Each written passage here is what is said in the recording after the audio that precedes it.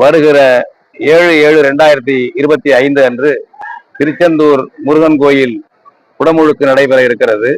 இந்த குடமுழுக்கை உயர்நீதிமன்ற தீர்ப்பின்படி தமிழ் பாதி சமஸ்கிருதம் பாதி என்ற வகையில் செயல்படுத்த வேண்டும்.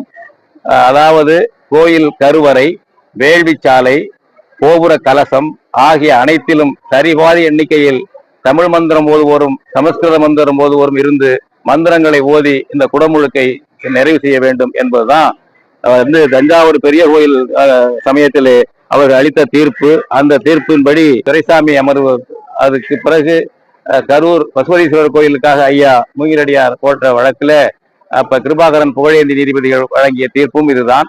எனவே இந்த தீர்ப்பை செயல்படுத்த வேண்டும் என்று இந்து சமய அறநிலையத்துறைக்கு வேண்டுகோள் வைத்து ஏற்கனவே தமிழ்நாடு ஆணையர் அவர்களிடம் 10/12/2024 என்று மனு கொடுத்திருக்கிறோம். அது அடுத்ததாக இந்த குடமுழுக்கு நடைபெறக்கூடிய இடத்திலே திருச்செந்தூரிலே அருள்மிகு முருகன் திருக்கோயிலிலே பொறுப்பிலே இருக்கும் உதவி ஆணையரை சந்தித்து மனு கொடுக்க வேண்டும் என்று வந்தோம்.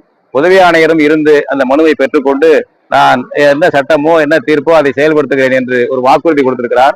முழுக்க அதை செய்ய வேண்டும், அவகாசம் இருக்கிறது என்ற முறையில் சொல்லியிருக்கிறோம்.